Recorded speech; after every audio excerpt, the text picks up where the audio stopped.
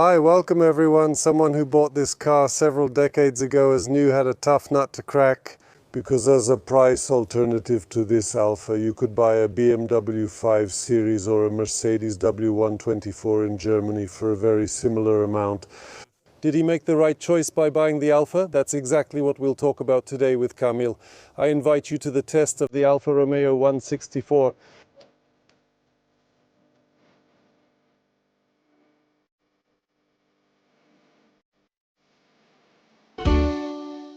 Hi, I'm Kamil. I came here to show you my Alfa Romeo 164. The Alfa is from 1996. I've owned it since 2016, and over these 9 years I've driven almost 200,000 kilometers with it. In total, it currently has 416,000 kilometers. It got here on its own power, which I wasn't worried about because I also own 2 other Alfas, and in total I've owned 5 of them. I know this brand very well, and basically no Alfa has ever let me down. I've never had a car of another brand. My first Alfa was in 2015, an Alfa Romeo 145 with a 1.6 twin-spark engine. It was a reliable car until I had a road accident with it, and unfortunately it had to be scrapped. My next Alfa was an Alfa Romeo 155 with a 2-liter 16-valve engine, and then came this Alfa 164. I bought it as my daily driver. It used to have a liquefied petroleum gas system, but for the past 4 years it hasn't had one, and now the car is only used for rallies and automotive meetings. Some people ask, why? The 164, well, it's a long story. For as long as I can remember, my grandfather has owned a 164 and it has never let him down. He drove the first 164 for over 600,000 kilometers, and now the second one has almost 400,000 kilometers. At the beginning of 2016, I met my friend Arkadius, who owned this Alfa, and I started pestering him to sell it to me. At first he didn't want to, but finally in December we managed to make the deal. As far as I know, the car was imported from the Netherlands in average condition.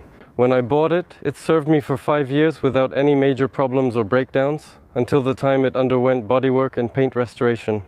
This is the Super version from 1996. In that year, the Super version should already have gold trim, not silver. However, there was a problem matching the gold color, and because of that, the trim is silver. Silver trim was used in previous years of this version. Currently, the car has wheels from an Alfa Romeo Gran Turismo Veloce soon. I plan to put on the original wheels from the Super version, which are currently being restored. I restored the car as close as possible to its original condition, even saving all the original windows during the body and paint work. This car also features a factory-installed tow hook with the original Alfa Romeo nameplate above it. Originally, this car had a bumper with headlamp washers, but I couldn't get one like that, so it has a regular bumper without washers. Other than that, it's a stock car in a beautiful color. Petrolio Oscuro is a 3-liter V6 engine, 12 valves with 180 horsepower and 245 Nm of torque. This engine has an interesting characteristic, because right from the low end, you already have 200 Nm available. As for fuel consumption, it doesn't actually use as much as people say a V6 engine does. On the highway, I managed to get it down to 8 liters of gasoline per 100 kilometers, and in the city it's about 11 liters of gasoline. When I had a liquefied petroleum gas installation, on the highway it used about 9 to 10 liters of gas, and driving in the city was about 12 to 13 liters. Since it's an Alfa Romeo, you probably expect me to spend the next hour listing everything that broke and needed replacing. The Alfa was never on a tow truck for major breakdowns. That was the differential bearing, the gearbox, and apart from that, it's mostly regular maintenance like spark plugs and ignition wires. When I drove it, the oil was changed every 10,000 kilometers. Now it's at least yearly. Parts availability is slowly becoming a problem. For example, the air conditioning radiator is a problem because it's unavailable, so a universal one has been installed. The ignition coil is also an issue, as it's unavailable too. Another problem is the camshafts, which can wear out after higher mileage and can't be bought anymore. But there are companies that refurbish them, and there's also a problem with the valve lifters, which are practically unavailable as well, so you have to look for them abroad too. Another issue is the shock absorbers and upper mounts are completely unavailable, making refurbishment the only option. The prices of suspension parts are reasonable for such a rare car. If someone wants to buy such a car, they should pay attention to chassis corrosion, especially the rear control arm mounts and the rear beam. Another thing is that oil pressure is very important. It can indicate worn bearings, and this car has an oil pressure gauge. You should also pay attention to the air conditioning panel, because the display can stop working and it's difficult to repair. Also, check if the seats work since they're electric and replacement motors aren't available. Another thing is the sunroof. If the car has a sunroof, it's also worth making sure it works, because it's very hard to find parts for this sunroof. There are also parts that fit from other twin models, like the Saab 9000. To my surprise, when I bought the driver's seat controls, they came in a Saab box. They kind of share a common chassis platform, but in the 164 the suspension design was changed a bit because the engine didn't fit in the previous design. The twin models also included the Fiat Chroma and the Lancia Thema. Here's an interesting fact about the BMW 5 Series. It's a dream car for many, but on the used market it's a notorious record holder. Do you know what kind? The share of vehicle identification number reports in AUTODNA for this model included recorded damages last year, including 20%, 50%. Over 76% of reports for the 5 Series are for damaged cars, and in second place is also the BMW 3 Series with a result of over 70%. This is not an opinion. These are data from the AUTODNA report, which summarizes the 25th year on the car market. There is also a map of Poland divided into 3 parts, but these are not partitions. The eastern wall is Audi A4, the western wall is Volkswagen Golf, and the center is Opel Astra. These are the most frequently imported cars. Such a clear division, right? The link to AUTODNA is in the description, but it's worth visiting their website not just for interesting facts like these, but above all for reliable information. Before buying a car, check the car's vehicle identification number before purchase on AUTODNA and avoid a car that's been in an accident or has a tampered odometer. The link is in the description. You're welcome. It's also interesting that this engine's design is from the 1970s, where it was developed over the years. In 1993, 24-valve units started to appear, which were produced alongside the 12-valve ones. And finally, the production of the 12-valve engines ended in 2007. This model also featured 2.5-liter diesel engines, which at that time were the fastest available diesels in Europe. Another interesting fact is that at the beginning of production, this car had a 4-cylinder, 2-liter turbo engine, which was later replaced by a 2-liter V6 turbo.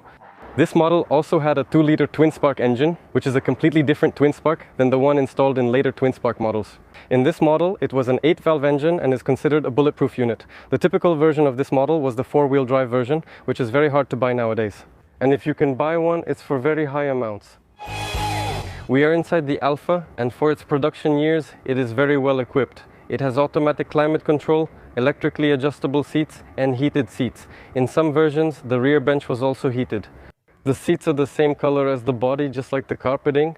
For its age and mileage, it has been very well preserved. Only the driver's and passenger's seat cushions and the headliner have been repaired.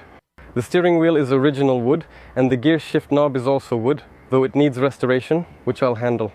And as I mentioned earlier, this display can cause problems, the pixels burn out, and it doesn't show the values. Some interesting things about the design.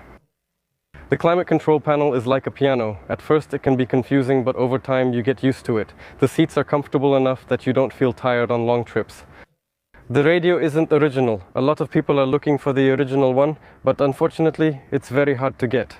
As for the faults in this car, they're not serious, but the electrical issues can be annoying, like the blower not always turning on, which means the air conditioning compressor doesn't always start.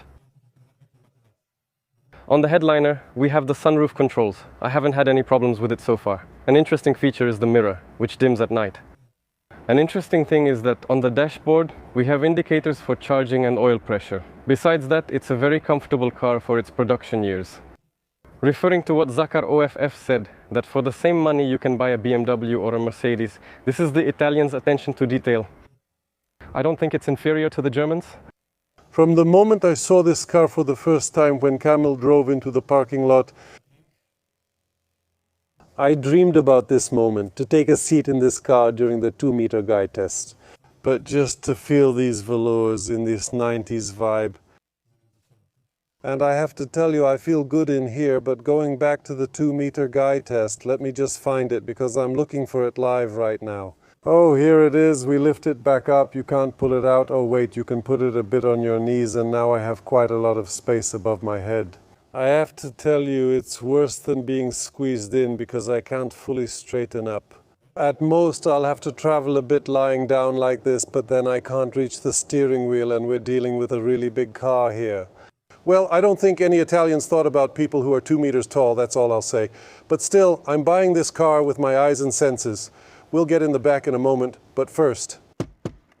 Hey, this is soft. It bends gently, and the armrest is soft too. Yeah, just to say it's not completely hard as concrete, but the right one is much nicer. That's fine, I'm moving to the back now.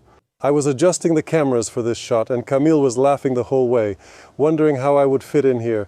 I feel like I'm in a Fiat Punto. I don't know how it's possible, there's no room for my head or knees. The seat is supposedly high, but I don't know if there's even enough space under it for half a shoe. Besides, when it comes to practical storage, we have one compartment, another one behind the seats, a fantastic armrest, and take a look at the depth of the seats back here. Here. Technically, this is a 5-seater car, but if you look at how the bench is shaped, the space for the third person, here in the middle, it's definitely a punishment, but on the sides, it's really comfortable. Because here I would say that the seat profile front to back is literally identical. It's a pity that it's so cramped. We're at the trunk, and the trunk has a very high loading threshold, which can make it difficult with some items we want to put in. On the plus side, we have a so-called ski hatch, and the battery is also located in the trunk. The trunk is quite large, but it has a lot of nooks in different shapes, which makes it less spacious. There's a spare wheel under the trunk floor. There used to be a gas tank there. I'm missing a piece of the floor. I'm looking for a trunk in good condition, but so far without success. Following the stereotypes, it definitely won't start. It started. How many gears are there? 5. This engine runs with such a gentle rhythm, it's normal.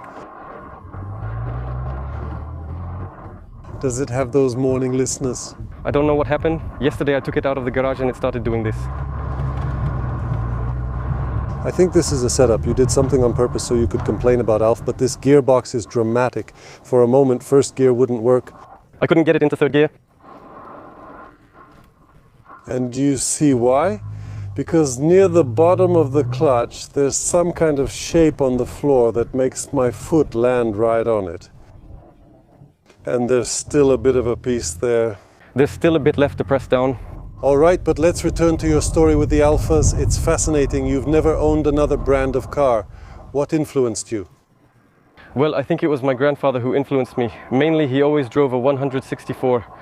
But you bought one pretty quickly because from what you said, you bought your first Alfa at 15 and at 16 you already had the model we're driving now. So it pulls you in right away. You have at least 3 Alfas now. That's what you said. You came here to show off the best, the most expensive, the most beloved one, which in your hierarchy is the rarest. Because there are very few of them left. It kind of has new paint, so it looks good. What do you have besides that? I also have a 166, a 3-liter automatic, also in very good condition with low mileage. And I also have a 145 16 twin spark. They are used for daily driving and for meets. Yes, currently less often than before because now it's only twice a year. So in May or June we have Forza Italia, and in September there's always the Mazovian Alfa Romeo meet. I have to say, with this car you can only accelerate, because if I want to just roll along at a steady speed, you start to... I don't really know what I'm saying, so that's it. What showed up this morning on Needs. today's recording, I understand. She's just being mean, she's embarrassed. But under pressure she pulls just like she should. However, when you give her slack, that's when she starts to jerk. Well, interesting. Are we afraid of Wash's test or not? It has never been done. It really has been done, or at least it should be, so that we know at least how the car will behave just in case. But before we even get to a road where we can do that, maybe say something about the prices. Because this is no longer a car that's cheap because it's old, it's expensive because it's old. Yes, it already had its period of price drops, but now prices are only going up. It's a tough market right now, because to find a car in good condition, you really need to know what to look out for these days. From what I saw, there was only one listed for quite a lot of money, and it was a pretty basic version. Right now, for an example that's even worth looking at, we can start talking about 20,000. You understand, right? With some basic engine, or not necessarily. Not necessarily. Here, I have to say that Kamil doesn't limit himself only to Alfa, because when I bragged that my first car was a Fiat Tipo, he immediately listed 25 parts that fit the Alfa. And on the other hand, you work in the automotive industry anyway, right? Yes. What do you do? Car mechanic. Being a car mechanic is a profession that makes it easier to own 3 Alfa Romeos, yes. And can you tell me which Renault brand? So now we're going to tackle another stereotype. You've got a lot of work there, a lot. Okay, I won't push any further. Yeah, that's what I thought. Theoretically, you already have 200 Nm from the bottom, but in reality it just gives you confidence when accelerating. But it doesn't pin you to the seat yet. And the higher the better, the higher the better. Here, to avoid losing our license, we'd probably have to stay in first gear to reach that the higher the better feeling. Just to feel what this thing can do. Say 4 times better. I'm not trying. When driving around Warsaw, we don't get much of that, but here, for example, there are some old tracks. And that went quite smoothly, right? Here we have more space, we can make it empty like this. It's 40 for now, just for testing. Oh dear, oh dear, oh dear, it really doesn't want to turn. 40, 50.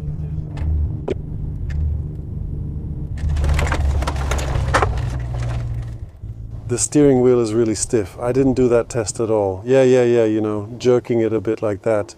Out of respect for this particular car, but also not feeling 100% sure if it's really a good idea. Because there was quite a lot of resistance on the steering wheel, that's one thing. Because there's a vibration damper on the steering gear.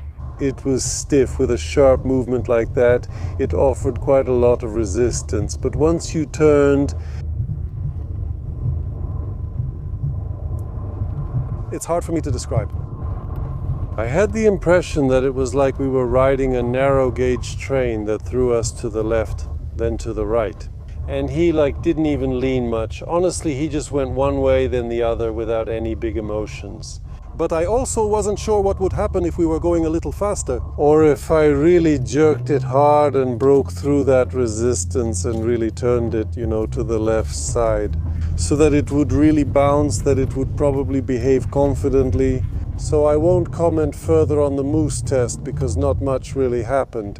This car does attract attention. It does. People look, turn around. Sometimes they approach you at the station and ask questions. Have a chat. Honestly, I'm not surprised. Especially when you get close enough to the car to look inside to see that beautiful pizza oven perfectly preserved in the same color. Then you know you're not dealing with just any ordinary car. And you don't even have to start the engine to confirm that there's a V6 under the hood. For this car to already have that magic and attract attention. Well, congratulations, you're really persistent with these cars. I think the viewers will appreciate that. Thank you for presenting the car, enjoying all the halves you have, and I wish you as little time spent in the garage at home as possible. Thanks again for presenting the car. Thanks for watching. Remember to subscribe and see you in the next videos. Bye.